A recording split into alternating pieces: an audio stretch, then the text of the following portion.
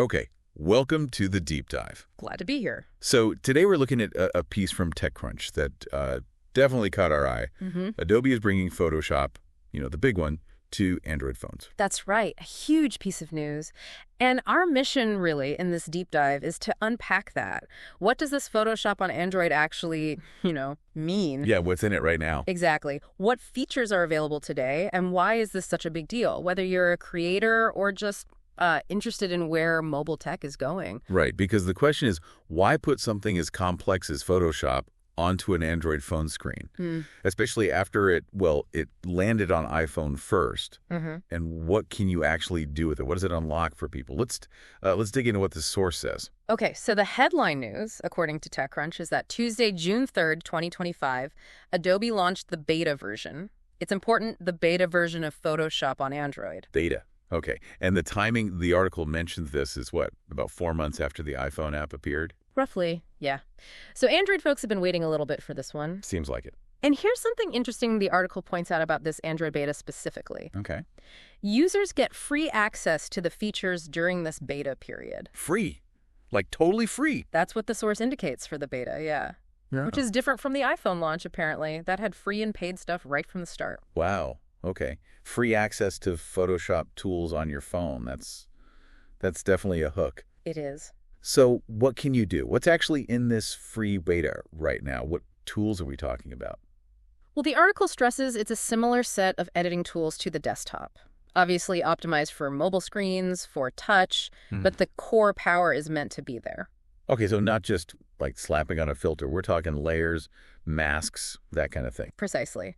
The source mentions some really core Photoshop features. You can combine images, blend them using selections, layers, masks, the fundamental building blocks. Right, the serious stuff. Having that on mobile is, significant. It really is. And the AI features that everyone's talking about. Yeah, Generative Fill. Is that in there? It is. According to the source, Generative Fill is part of this beta.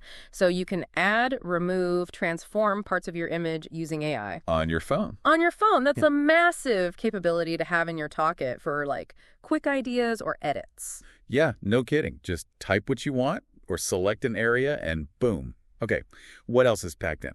For quick selections and changes, there's a tap select tool for removing or replacing things fast. Okay.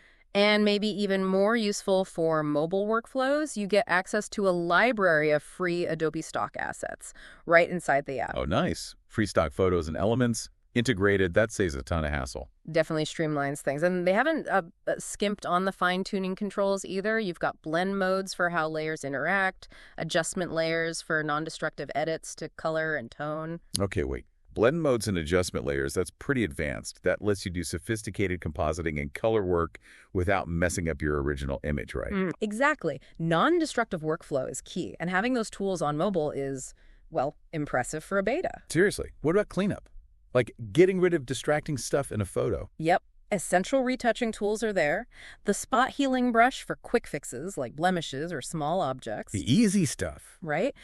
And for more control, the source says the regular remove tool and the classic clone stamp are also included. So you can really get in there and clean things up or duplicate elements. Yeah. And making precise selections, getting just the right part of an image isolated. Tools for that too.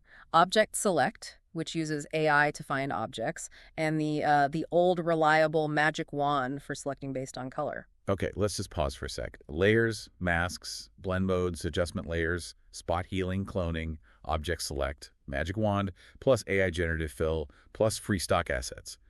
And this is the free beta. Seems like it, yes. It's a surprisingly robust feature set right out of the gate. It really sounds like they're aiming for desktop-level power, not just a lightweight companion app. That seems to be the message, absolutely. Trying to make it a serious mobile tool from day one. Which, okay, brings us back to the why.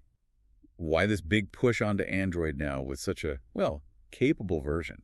The TechCrunch piece suggests a couple of main reasons. First, Adobe wants new users. Right. Especially, younger creators who basically live on their phones. They might create primarily on mobile.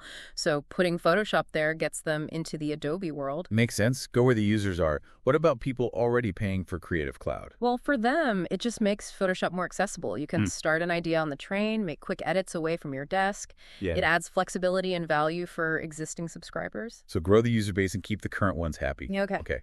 But running all this sounds demanding. What kind of phone do you actually need? Good question, and the article covers it. You need Android 11 or newer. Okay, so reasonably recent Android versions. Yes, and minimum 6 gigabytes of RAM. 6 gigs minimum. Okay.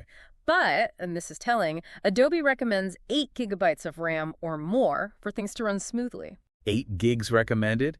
Wow. That really signals this isn't just, a simple photo filter app. It needs some horsepower. Definitely. It suggests they're doing some serious computation under the hood, stuff usually handled by desktops but optimized for mobile chips. Right. Now, you mentioned the iPhone app came out about 4 months earlier. How does this Android beta stack up against the iOS version, according to the source? The article highlights 2 key differences right now. First, the pricing model, as we touched on. Android beta is currently free. The iPhone app launched with both free and paid premium features. So the free ride on Android might just be for the beta phase. That seems likely, yes. The second difference is about integration. Okay. The iPhone version apparently integrates with Photoshop on the web, which is a paid feature anyway. Right, letting you sync projects across devices via the cloud. Exactly. The article specifically notes it's unknown when or even if that web integration is coming to the Android app. Okay. That's actually a pretty big deal for workflow, being able to seamlessly move between desktop, web, and mobile. It is? So, if that's missing on Android for now, projects you work on in the beta might be a bit stuck on the phone. Potentially, yes. It suggests the Android version might still be playing a bit of catch-up in terms of being fully woven into that whole Adobe cloud ecosystem, at least in this initial beta. Makes sense for a beta, I suppose. What about the future? Does Adobe say more features are coming soon? They do. The article mentions Adobe plans to bring additional capabilities to the Android app soon. So this is definitely just the start. Expect more tools, more integration down the line. Okay, so let's try and wrap up this deep dive based on the TechCrunch piece. Yeah. The big news. Photoshop, a pretty powerful version, is now available as a free beta on Android. Yep, not just basic stuff. Core tools like layers, masking, selections, retouching, and AI Generative Fill are included. It's a clear signal. Adobe is serious about mobile, trying to capture that huge Android market and offer real creative power on the go. Making sophisticated tools mobile first, lowering the barrier for new creators, adding flexibility for pros. And the RAM requirements show they're packing a punch. So think about what this could mean for you. Can you do real edits on your commute now? Start projects anywhere? Does having this kind of tool always with you change how you approach creative work? It definitely could. And the article leaves us with some interesting points to chew on, especially those differences with the iPhone app. Right, the free beta on Android versus paid tiers on iPhone from the start, and that missing web integration for now. Exactly. It makes you wonder, what will the final non-beta Photoshop on Android look like? How will they price it? Will it reach full feature parity with iOS and web? And maybe the bigger picture. As phones get more powerful and AI keeps advancing, how much more will these lines blur between desktop and mobile editing? What does the complete creative workflow even look like in a few years? That's the big question, isn't it? How much further can mobile creativity go?